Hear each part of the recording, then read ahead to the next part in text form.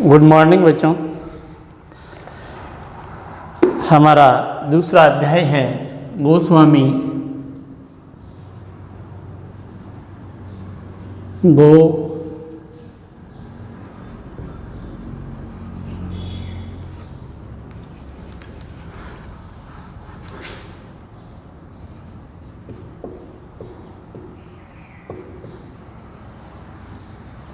स्वामी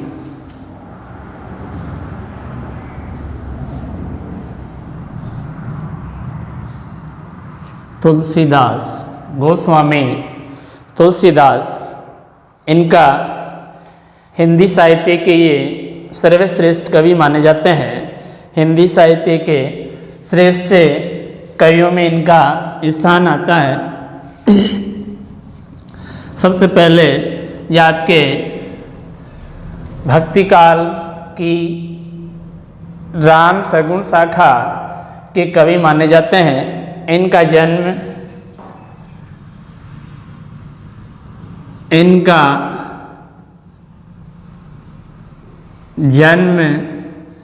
यानी हम कवि परिचय पढ़ रहे हैं। इनका कवि परिचय, इनका जन्म 1589 ईस्वी 1589 ईस्वी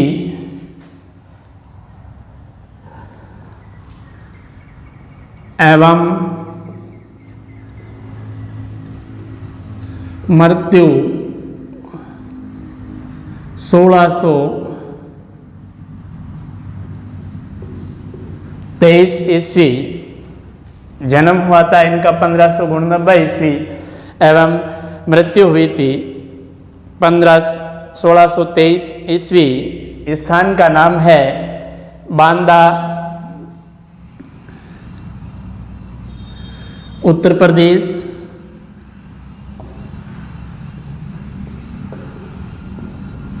के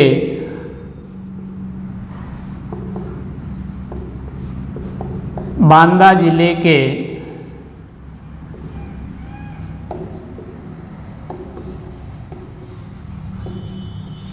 राजापुर गांव में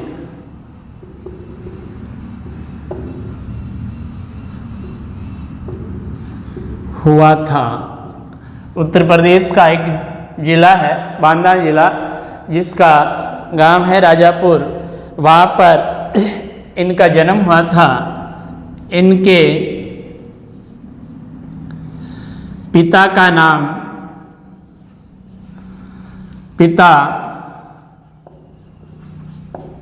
आत्माराम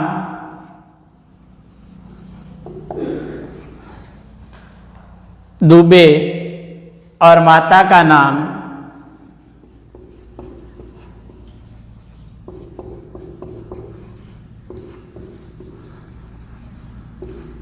हुलसी देवी था। माता का नाम हुलसी देवी था।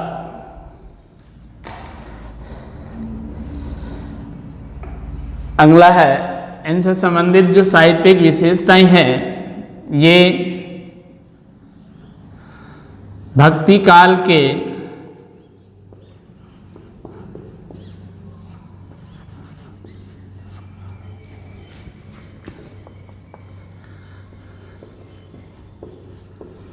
सगुण शाखा के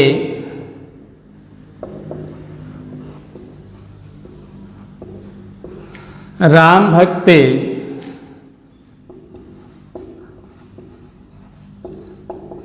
कवि थे। भक्ति काल की सगुण शाखा के राम भक्त कवि थे।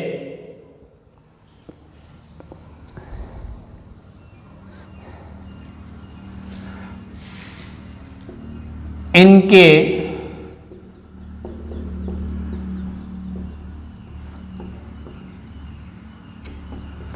प्रसिद्ध ग्रंथों में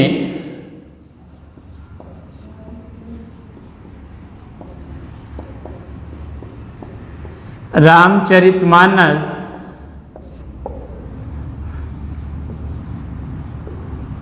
गीतावली,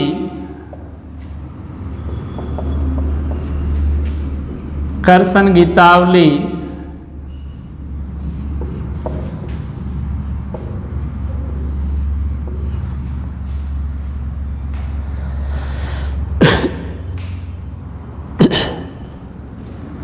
विनय पत्रिका,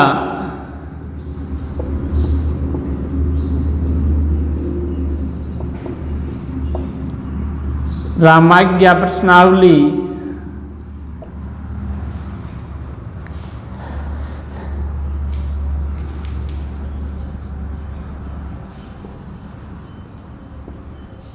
रामलला नहछु,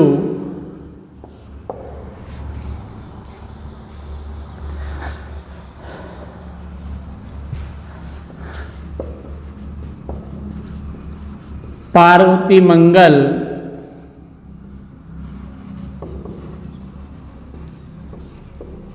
जानकी मंगल,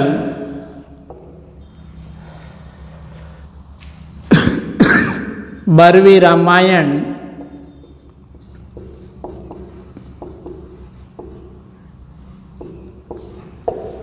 बरवे रामायण, वैराग्य संदीपनी, वैराग्य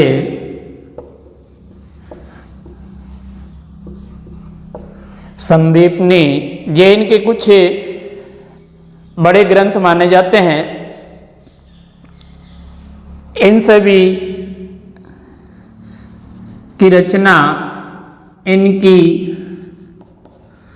भाषा, अवधि वह उस समय की जो प्रचलित भाषा थी, ब्रज भाषा, अवधि व ब्रज भाषा में इन्होंने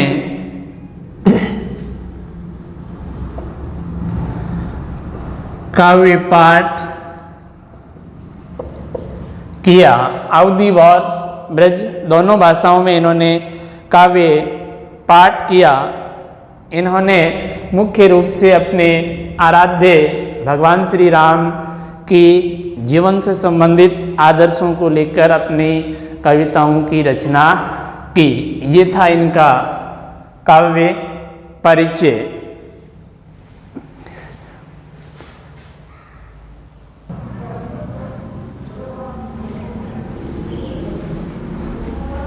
देखिए, कंद का अर्थ होता है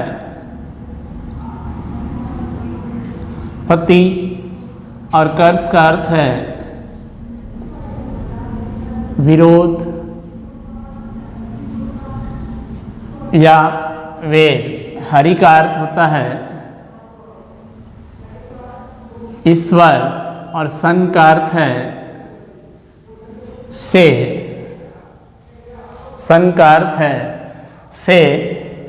परिहरु, परिहरु का अर्थ होता है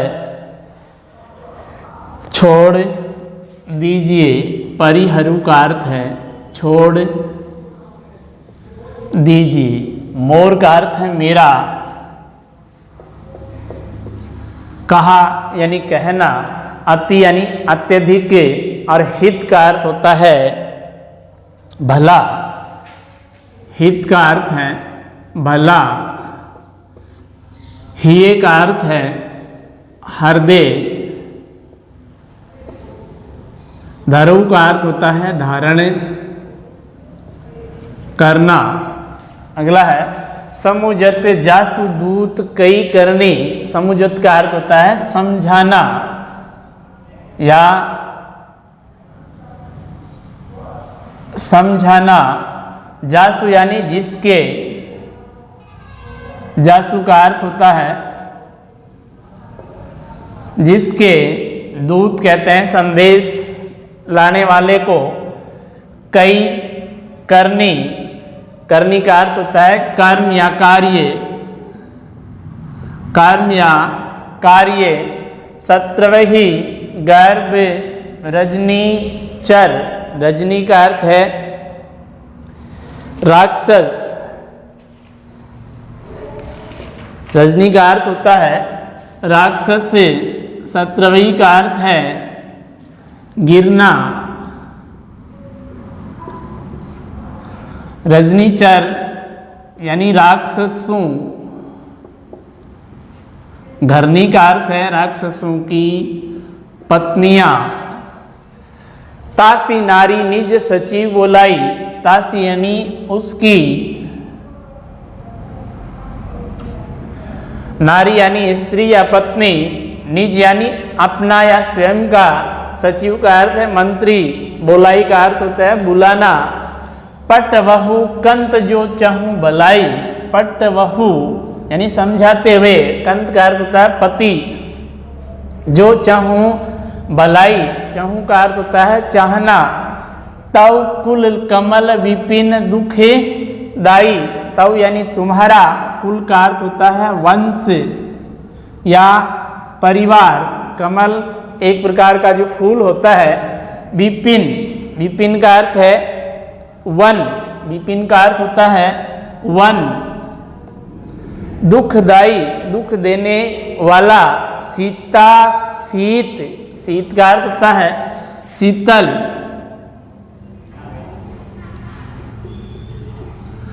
निशा का अर्थ होता है रात्रि, संग का अर्थ है समान, आई का अर्थ है आना, सुनहु, सुनहु का अर्थ है सुनो, नाथ यानी स्वामी, सीता बिनु, बिनु का अर्थ है बिना, दिन है का अर्थ होते हैं दिए, हित यानी भलाई, नय का अर्थ है नहीं, तुम्हार यानी तुम्हारी, शंभु, शंभु यानी शिव, शंभु का अर्थ है शिव, और अज का अर्थ है ब्रह्मा। रामबाण अहि, अहि कहते हैं सर्प को। गण सरिस, सरिस का अर्थ है समान, निकर निशाचर भेक, निकर का अर्थ है निकर निशाचर यानी राक्षस, और भेक का अर्थ होता है मेंढक, भेंक का अर्थ है मेंढक।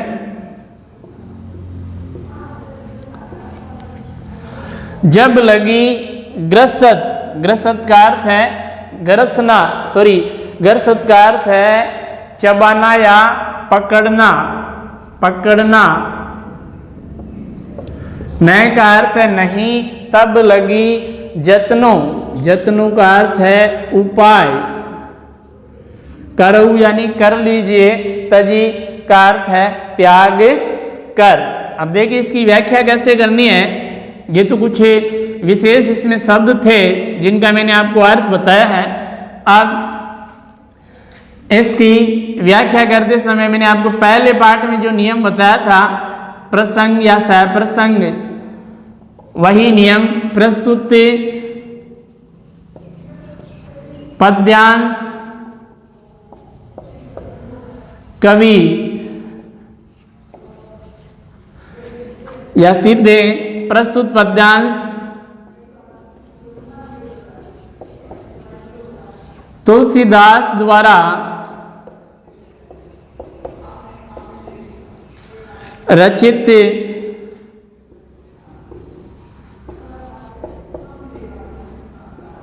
रामचरितमानस के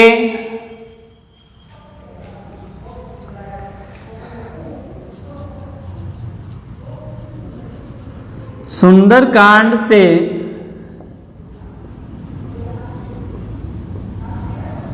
लिया गया है या संकलित है।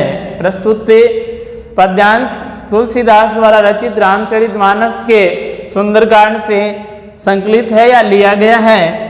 इसमें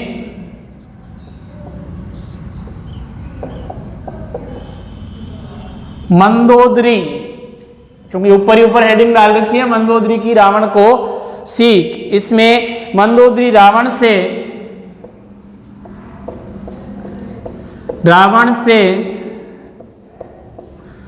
सीता को रावण से सीता को तुरंत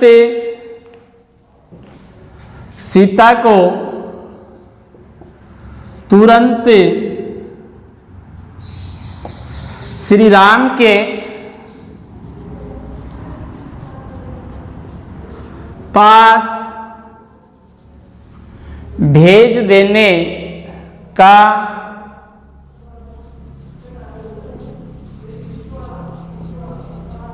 निवेदन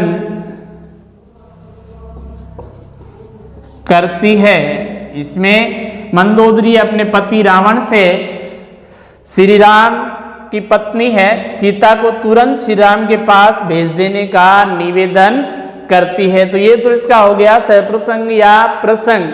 प्रसंग में क्या लिखना है? प्रस्तुत पद्यांश तुलसीदास द्वारा रचित रामचरितमानस के सुंदरकांड से लिया गया है या संकलित है। इसमें मंदोदरी रावण से सीता को तुरंत श्री राम के पास भेज देने का निवेदन करती है। अब इसकी व्याख्या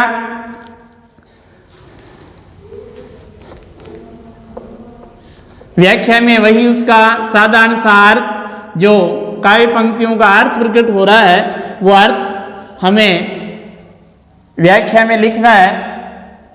तो पहले देखिए, कंत करस हरिसन परिहरु मोर कहा अति हिये हित हिये धरु। कंत का अर्थ मैंने आपको भी बताया था। गोस्वामी तुलसीदास वर्णन करते हुए कहते हैं कि मंदोदरी ने अपने पति रावण से हाथ जोड़ करके निवेदन किया और निवेदन करते हुए मंदोदरी कहती है कि हे प्रियतम, श्री राम से विरोध छोड़ दीजिए, मेरे कथन को समझत जासु दूत करनी, मोर कहा हित अति हित हिये धरु।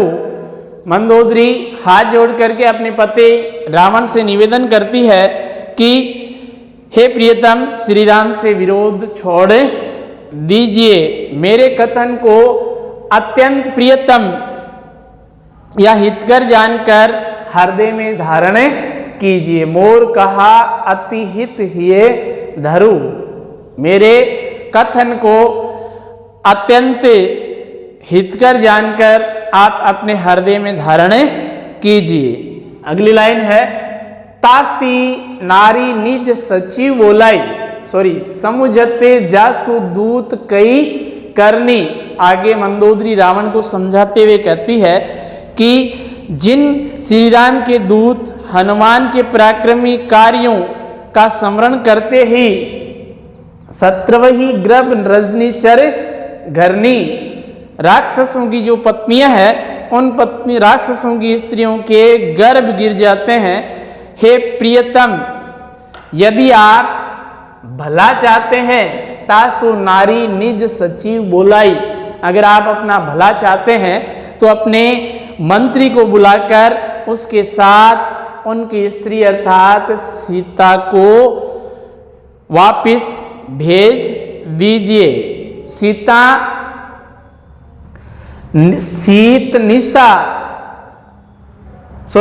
तव कुल कमल विपिन दुखदाई, क्योंकि सीता तुम्हारे वंश के लिए, तुम्हारे कुल के लिए, कुल रूपी कमलों के वन को दुख देने वाली सर्दी की रात्रि के समान आई है। निशा का अर्थ होता है रात्रि। सुनहु नाथ सीता बिनु दीने, हे स्वामी मेरी बात सुनिए कि आपको सीता को पुनः लौटाए बिना हित न तुम्हार शंभु अज कीने। जब तक तुम श्री राम की पत्नी सीता को पुनः नहीं लौटा देते तब तक तुम्हारे जो आराध्य देव हैं भगवान शिव और ब्रह्मा भी तुम्हारी रक्षा नहीं कर सकते। अगला है, राम बाण अहि गन सरिस निकर निशाचर भेंट। राम के जो बाण है वो श्री राम के बाण सर्पों के समान है और जो बाण निशाचर का अर्थ है राक्षस। श्री राम के बाण उन सर्पों के समान है और राक्षसों के समूह है। किसके समान है? मेंढक के समान है। राक्षसों के समूह है, मेंढकों के समान है। जब तक वे सर्प रूपी बाण जब लागी ग्रसत न तब लगी, जब तक कि वो सर्प रूपी बाण इन मेंढक रूपी राक्षसों को डस या ग्रास नहीं लेते तब तक या उससे पहले ही हट छोड़कर जतनों करहु तजी टेक। उससे पहले ही, यानी राम के जो सर्प रूपी बाण है वो तुम्हारे मेंढक रूपी राक्षसों के समूह को जब तक कि अपना ग्रास नहीं बना लेते तो उससे पहले ही आपकी क्या कीजिए, अपने राक्षसों को बचाने का उपाय कीजिए और अपना हट छोड़ करके सीता को पुनः श्री राम के पास भेज दीजिए। अब देखिए इसका विशेष कैसे करना है। विशेष में मैंने आपको बताया था कि जो मुख्य बात है वो एक लाइन में लिखनी है। मुख्य बात क्या है? इसमें मंदोदरी के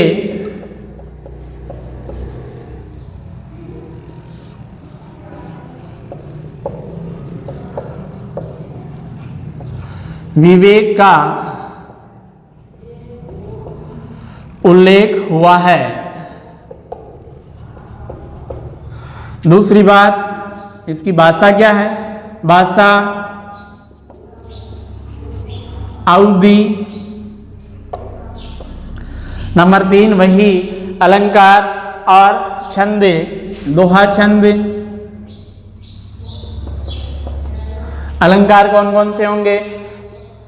रूपक है, अनुप्रास है, अनुप्रास,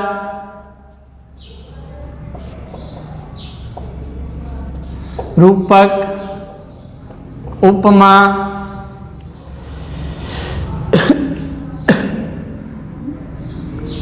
और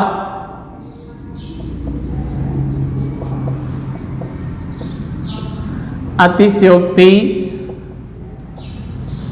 अलंकारों का इस काव्य पंक्ति में प्रयोग किया गया है। धन्यवाद बच्चों। इस प्रकार से अपने व्याख्या संपूर्ण होती है। इसी प्रकार से हमें व्याख्या करनी है। धन्यवाद। कुछ समझ में न आया है तो आप पूछ लेना।